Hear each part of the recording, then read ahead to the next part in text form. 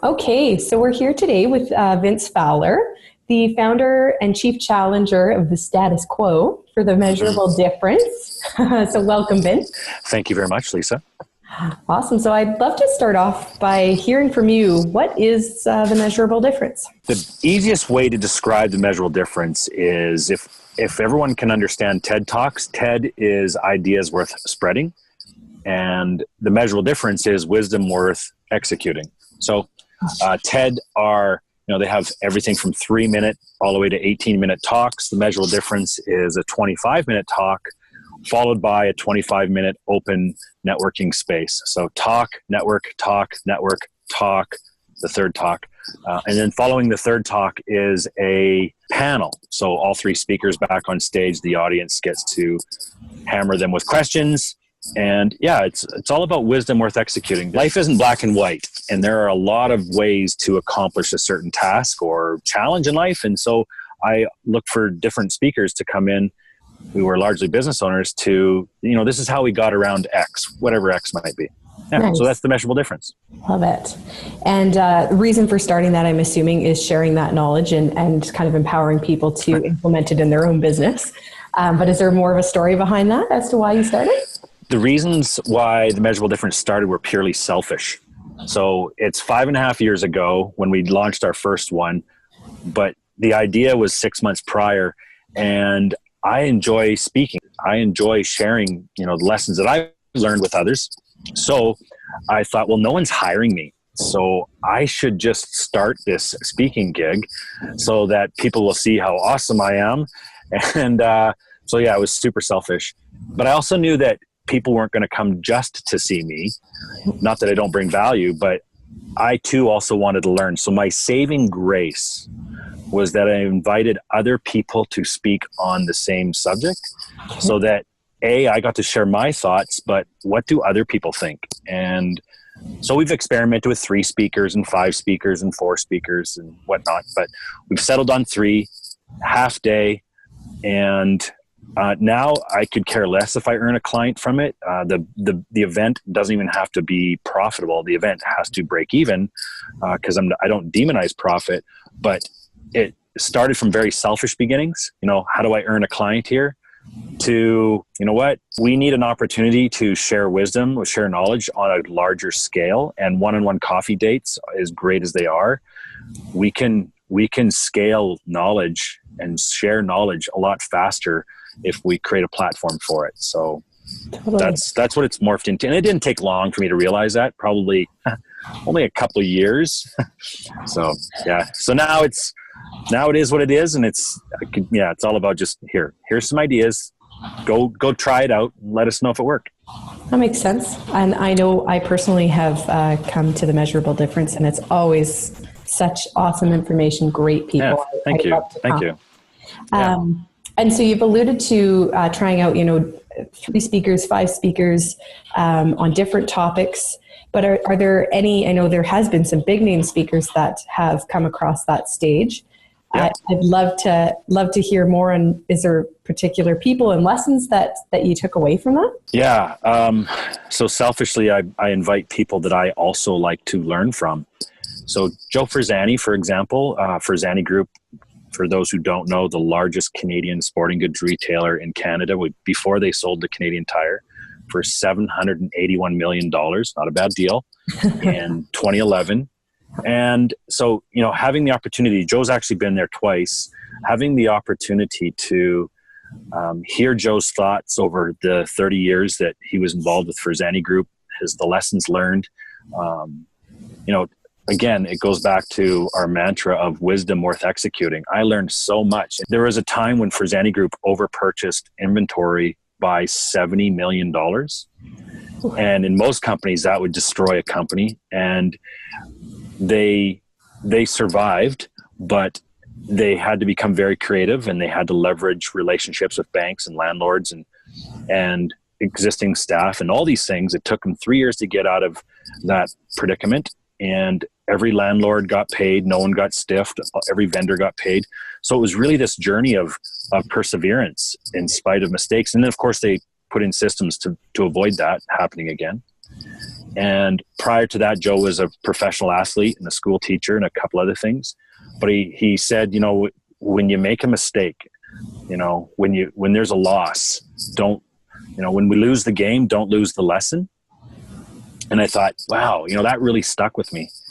And so he was, of course, super memorable for that. And then another one was Kyle Schufelt, who's a gold medal Olympic champion. The biggest takeaway from that was that Kyle said, if you really want to achieve something, in his case, it was he wanted to win gold. And he'd won other medals, but he really wanted to win gold. Also, he had broke both legs in a previous event. So I just remember him saying, we have to protect our network. We have to protect our personal space. And if there are people in our lives that don't support our dreams and goals, then they don't get to be around us. And I thought, holy smokes, did he really say that out loud? And, so we had this very open discussion. What does that mean? If my mom isn't supportive, does that mean I ignore her? And he goes, yeah.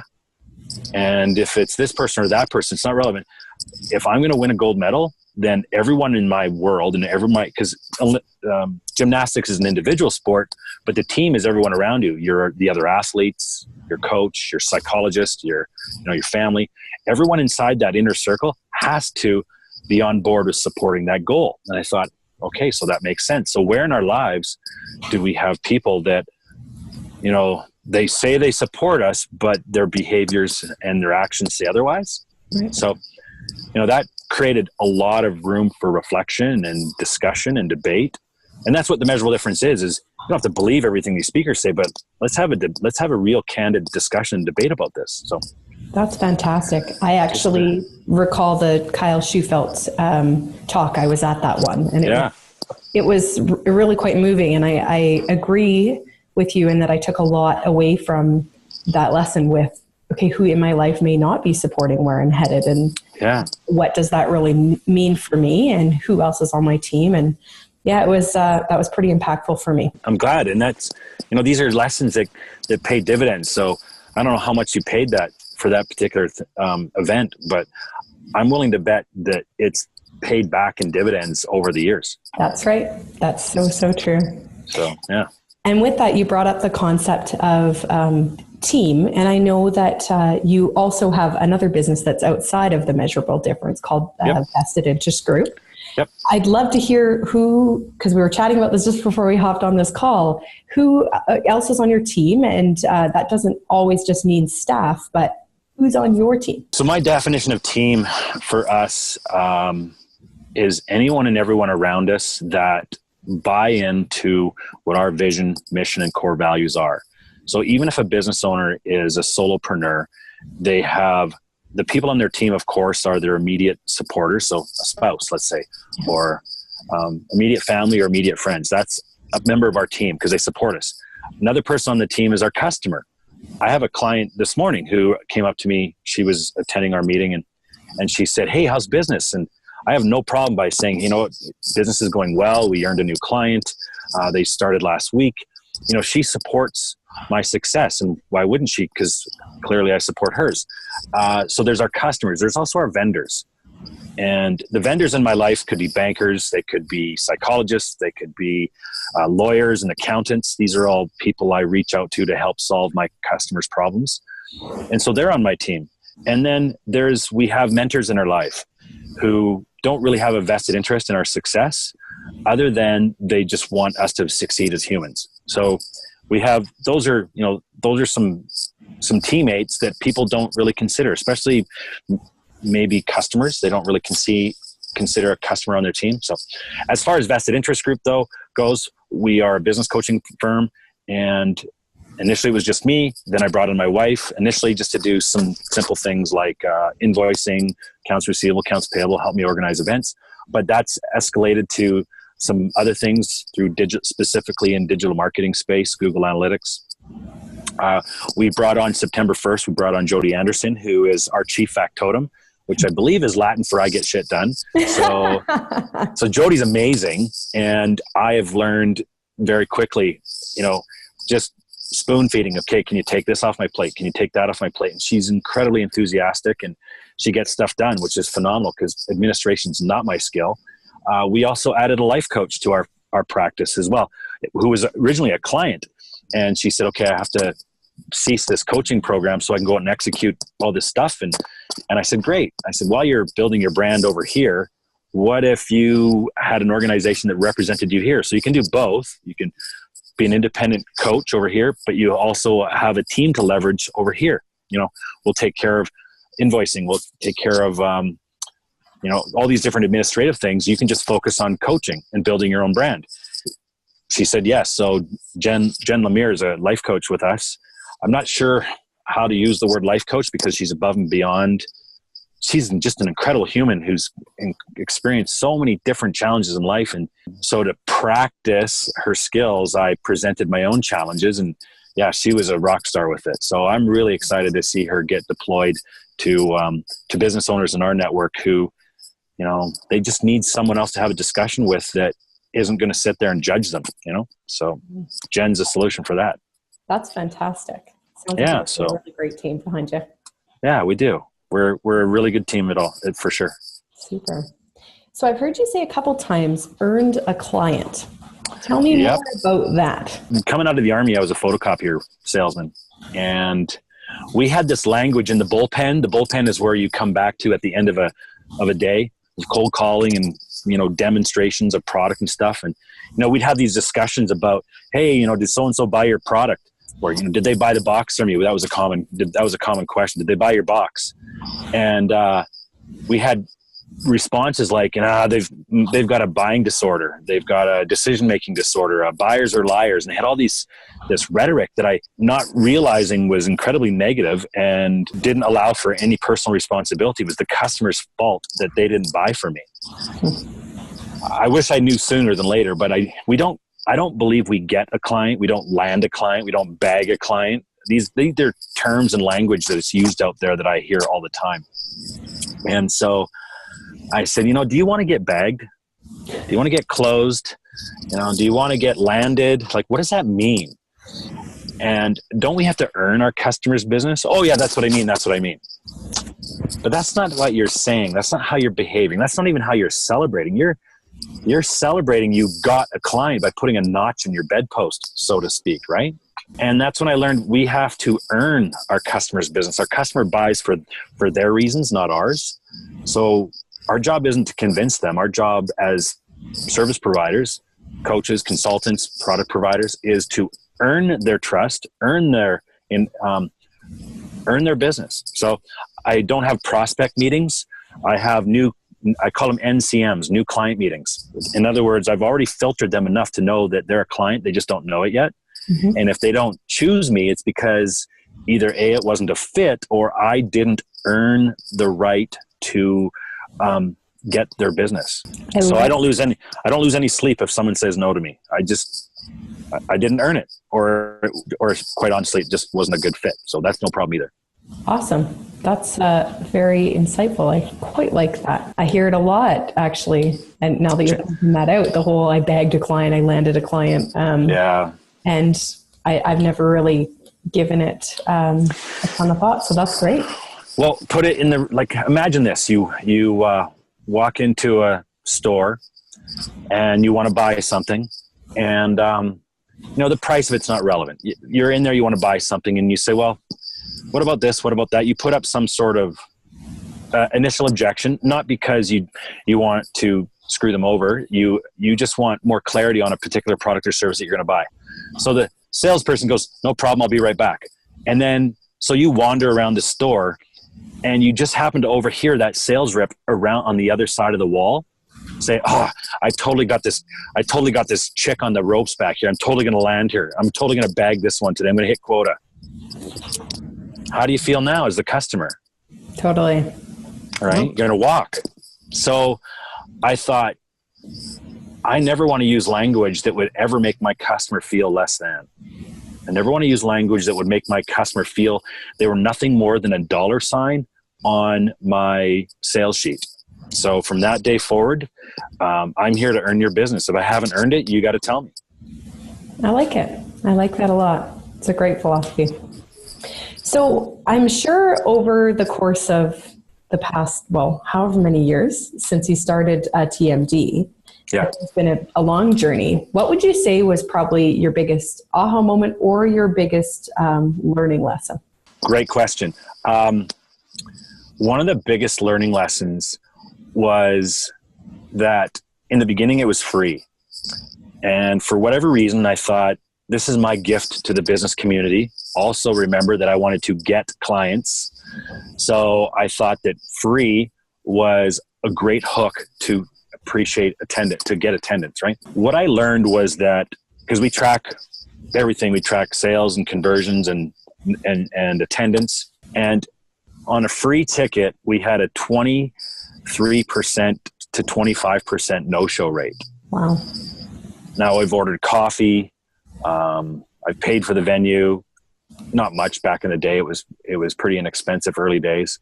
But when we started to charge even just $10, our no-show rate on $10 dropped to 9%. Every year we increased price as we were learning new things. We would ask for more of a ticket. So the ticket is now $40 for 2017. We have pretty much a 1-2% no-show rate max. In other words, when people pay for something, they value it and they actually show up. So that was a big aha moment.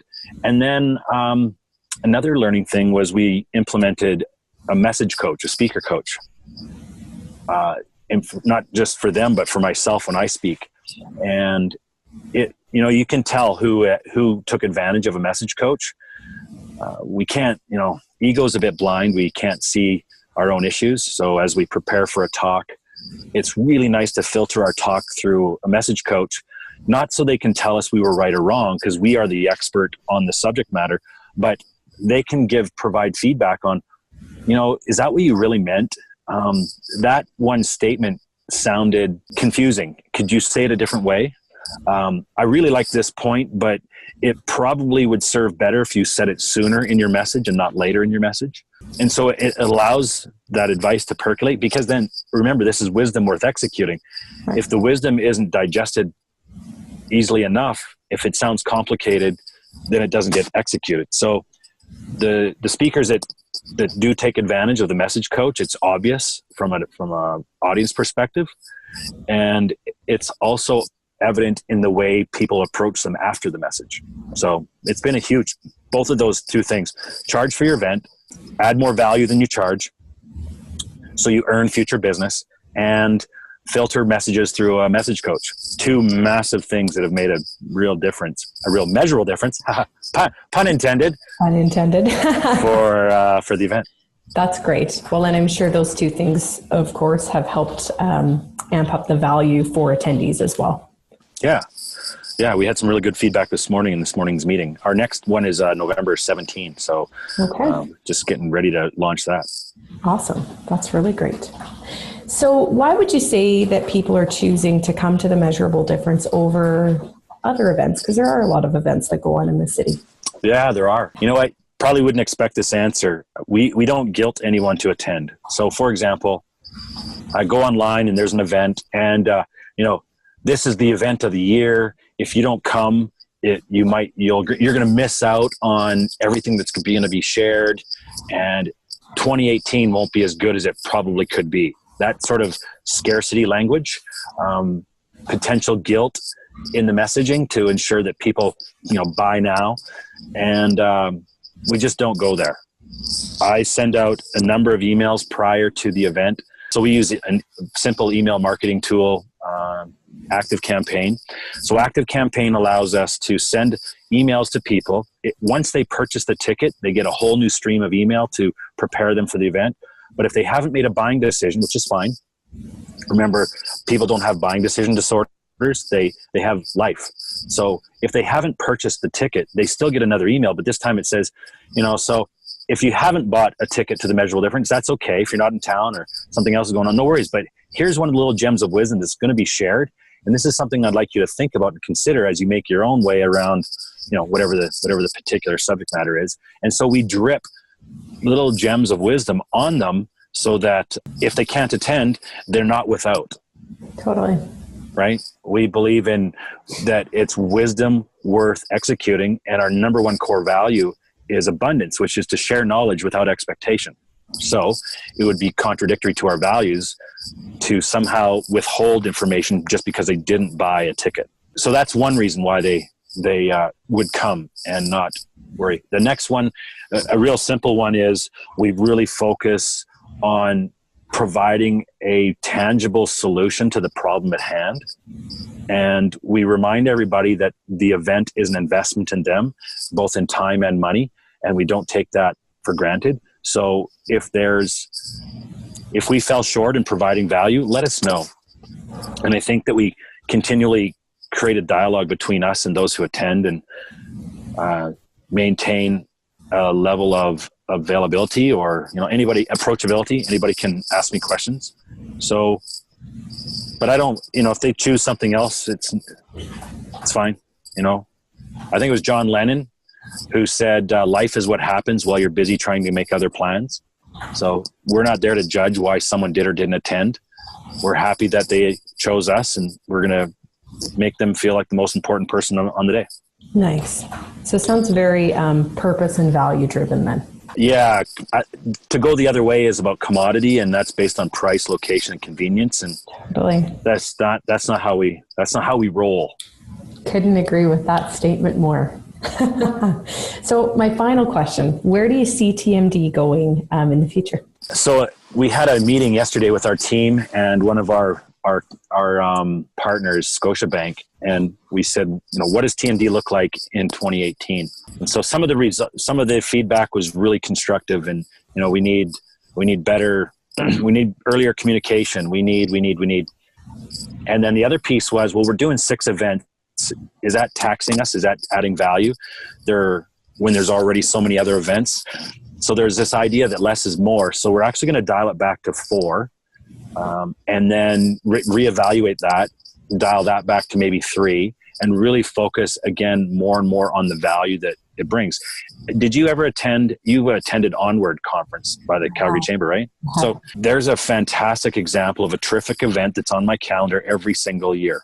And to do that, the Calgary Chamber has done an incredible job of creating value while we are in attendance. And so they're a bit of a flagship mentorship for me for that respect. So we're just doing it on a smaller scale. So that's one. And then the second thing is, what if TMD expands outside of the Calgary boundaries, Edmonton or Chicago or Vancouver or Toronto? I have a friend in Phoenix who's very interested in the measurable difference in Phoenix. So I'm wide open to that discussion. I don't exactly know what it looks like. And right now I really don't care. As long as we share knowledge without expectation, that there is no guilt to attend an event wherever it is. Yeah, it's always purpose driven. It's wisdom worth executing. So focus more on the people presenting their knowledge, and so that the people that do attend can go execute that. So that's a little insight on what we're looking towards. Less is more, and seeing TMD in other locations, that will always be on our radar. We'll figure it out. No stress. Oh, that's great. Well, thank you very much for taking the time to share the TMD story today. My pleasure. Thanks for asking. You bet. And to your continued success. Thank you, Vince.